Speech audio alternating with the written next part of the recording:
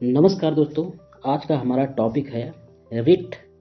Writ क्या है तथा यह कितने प्रकार की होती है। तो आइए देखते हैं। रिट क्या है? किसी अधिकार के तहत जारी किया गया आदेश होता है। ठीक है, इसे याचिका भी कहा जाता है।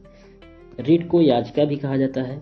रिट के जरिए न्यायालय किसी को आदेश देता है और वह अपने कर्तव्य को पूरा करे। ये आदेश देता है कि वह अपने कर्तव्य को पूरा करे। रिट एक अंग्रेजी कानून से ली गई एक शब्दावली है। भारतीय संविधान के अनुच्छेद 32 तथा अनुच्छेद 226 के तहत, अनुच्छेद 32 के तहत सर्वोच्च न्यायालय और अनुच्छेद 226 के तहत उच्च न्यायालय रिट जारी कर सकता है। रिट जारी करने का मकसद मौलिक अधिकारों के हनन की स्थिति में न्यायालय की शरण लेने का अधिकार देना है। सिर्फ यही उद्देश्य है रिट जारी करने का। ठीक है, अब रिट कितने प्रकार की होती है? रिट 5 प्रकार की होती है। पहला है बंदी प्रत्यक्षीकरण, दूसरा है परमादेश, तीसरा है अधिकार परीक्षा, चौथा है प्रतिषेध, पांचवा है उत्प्रेषण। तो बंदी प्रत्यक्षीकरण क्या है? बंदी प्रत्यक्षीकरण रिट के बारे में जानते हैं। बंदी प्रत्यक्षीकरण रिट का शाब्दिक अर्थ है शरीर प्राप्त करना। शरीर प्राप्त करना। अगर किसी व्यक्ति को अवैध तरीके से हिरासत में लिया गया है तो इसके लिए बंदी प्रत्यक्षीकरण रिट जारी की जाती है। अनुच्छेद 21 में इसका प्रावधान किया गया है। ठीक है, अगर किसी व्यक्ति को, एक बार फिर से सुनिए, कि अगर किसी व्यक्ति को अवैध तरीके से, मान लीजिए आपको अवैध तरीके से हिरासत में ले लिया गया, ठीक है, पुलिस के द्वारा, तो इसके लिए बंदी प्रत्यक्षीकरण रिट जारी की जाती है। ठीक, यह रिट जो होती है निजी व लोक अधिकारी दोनों के विरुद्ध जारी की जाती है। ये इंपॉर्टेंट है कि यह रिट बंदी प्रत्यक्षीकरण रिट निजी व लोक अधिकारी दोनों के विरुद्ध जारी होती है। अगला रिट है परमादेश। परमादेश क्या है? अगर किसी सार्वजनिक अधिकारी, निकाय, निगम, न्यायाधिकरण या सरकार ने अपना कर्तव्य पूरा नहीं किया, ठीक है, अगर कोई निकाय है या सार्वजनिक अधिकारी है या निगम है, न्यायाधिकरण है या सरकार, इसने यदि अपना कर्तव्य पूरा नहीं किया तो इन लोगों के खिलाफ परमादेश रिट जारी की जाती है। ठीक है, परमादेश का शाब्दिक अर्थ हम आदेश देते हैं। परमादेश का शाब्दिक अर्थ है हम आदेश देते हैं, केवल लोक अधिकारी के विरुद्ध अपवाद है। ठीक है, अगली रिट है अधिकार परीक्षा रिट।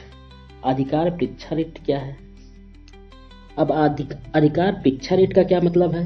अधिकार परीक्षा का शाब्दिक अर्थ है आपका क्या प्राधिकार है। आपका क्या प्राधिकार है? किसी सार्वजनिक पद पर आसीन व्यक्ति की वैधता पर प्रश्न उठाने।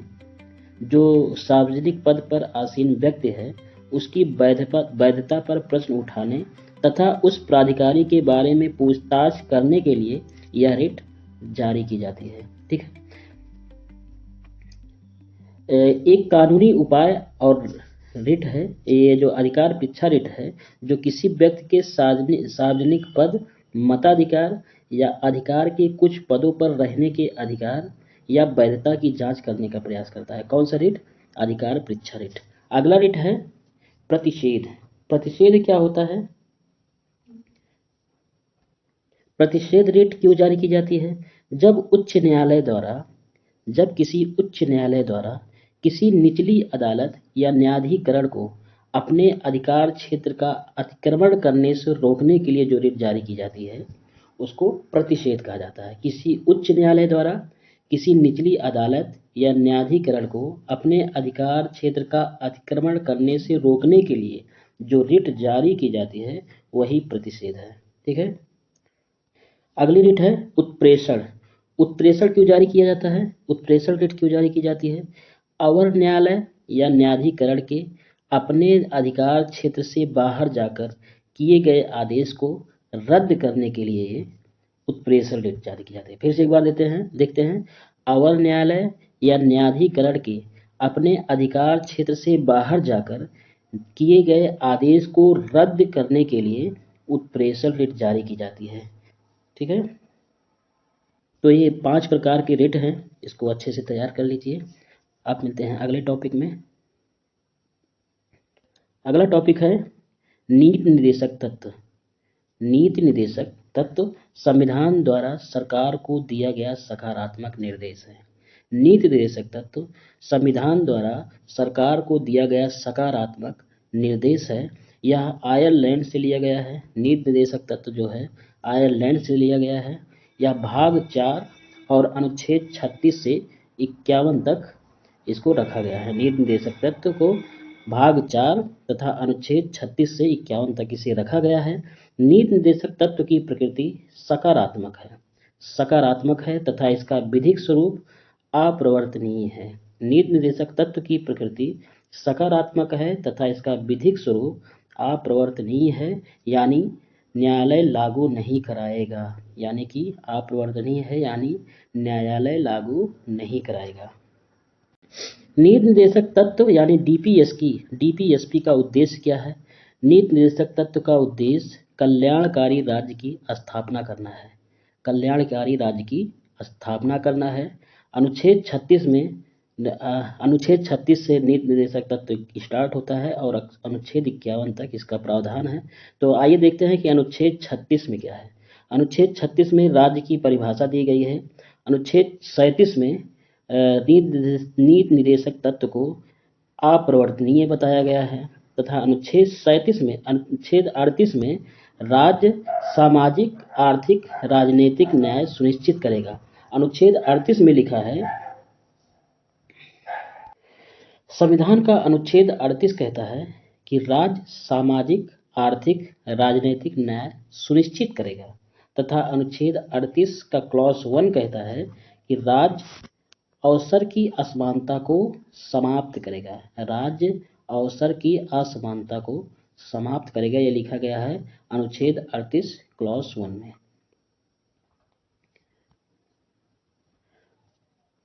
अगला है अनुच्छेद 39।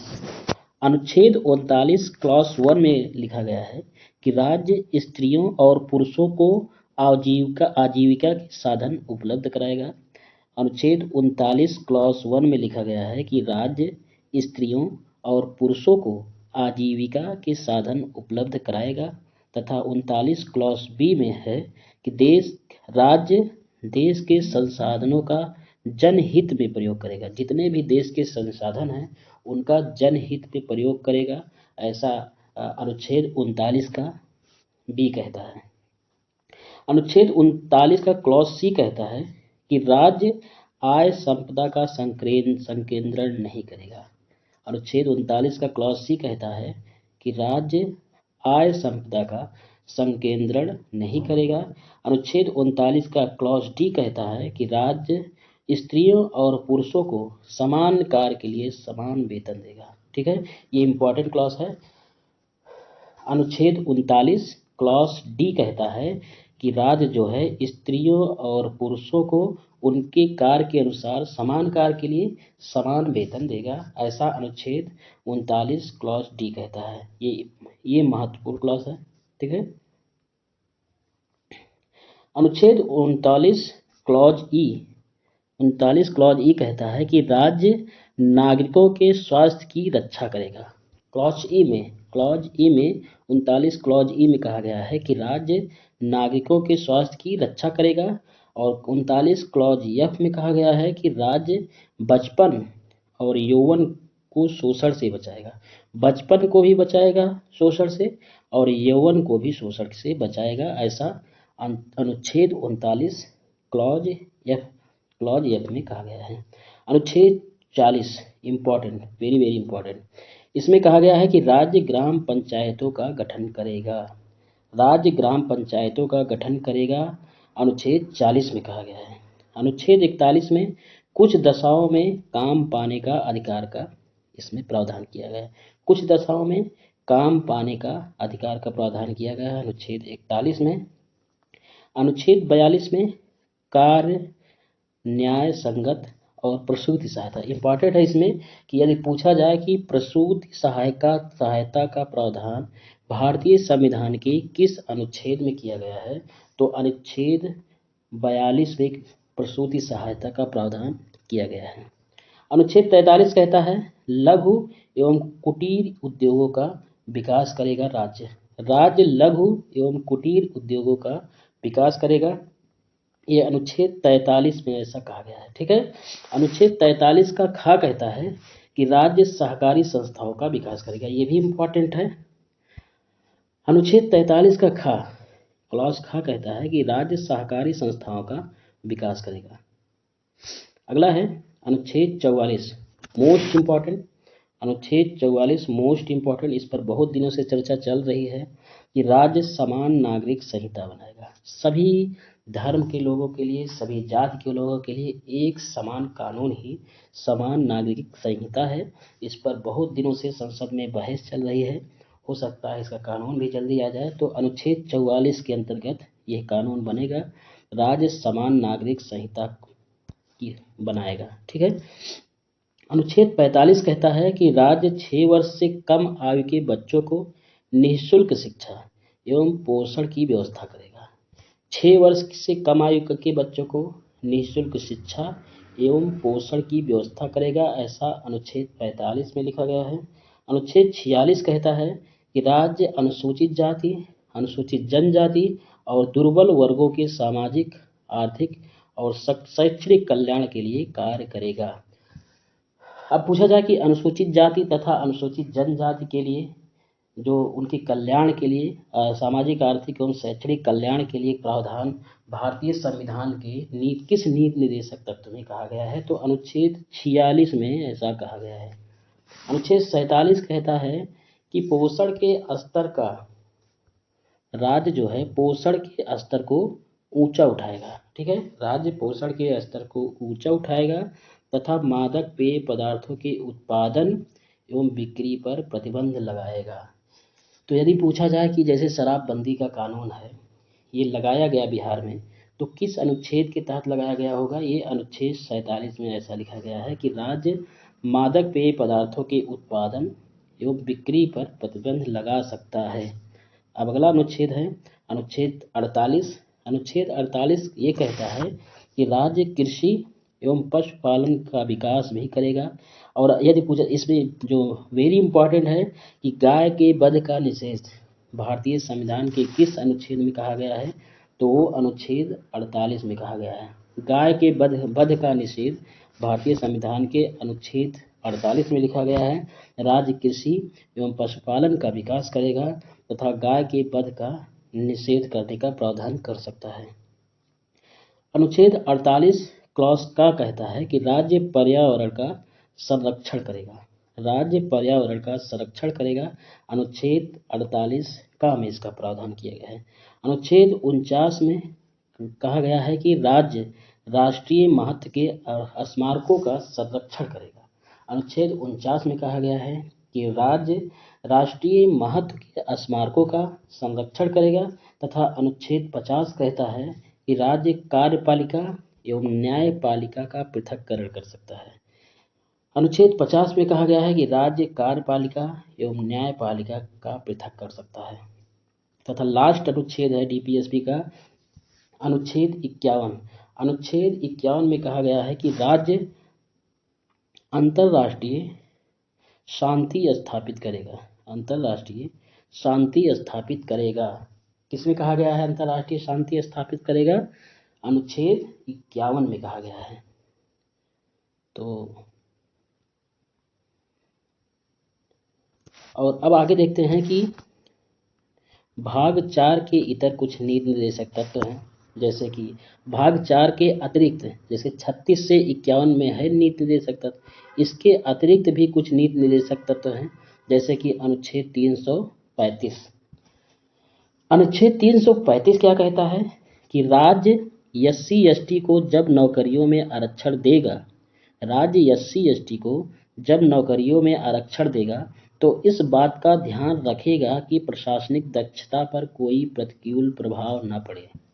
अनुच्छेद 335 इंपॉर्टेंट है कि राज्य SC/ST को जब आरक्षण देगा नौकरियों में तो इस बात का जरूर ध्यान रखेगा कि प्रशासनिक दक्षता पर कोई प्रतिकूल प्रभाव न पड़े। इसके अतिरिक्त है अनुच्छेद 350 क्लॉज का, अनुच्छेद 350 क्लॉज का क्या कहता है कि राज्य भाषाई अल्पसंख्यकों को उनकी मातृभाषा में प्राथमिक शिक्षा उपलब्ध कराएगा। अनुच्छेद 350 क्लॉज का कहता है कि राज्य भाषाई अल्पसंख्यकों को उनकी मातृभाषा में प्राथमिक शिक्षा उपलब्ध कराएगा। अगला है अनुच्छेद 351। अनुच्छेद 351 कहता है कि राज्य हिंदी भाषा के विकास के लिए प्रयास करेगा। राज्य हिंदी, ये इम्पोर्टेंट है कि राज्य हिंदी भाषा के विकास के लिए प्रयास करेगा। ये किस अनुच्छेद में लिखा गया है? तो ये अनुच्छेद 351 में लिखा गया है। ये रहा नीट निर्देशक तत्व। अब इसी प्रकार के अगले वीडियो में हम मिलेंगे। तब तक के लिए जय हिंद, जय भारत।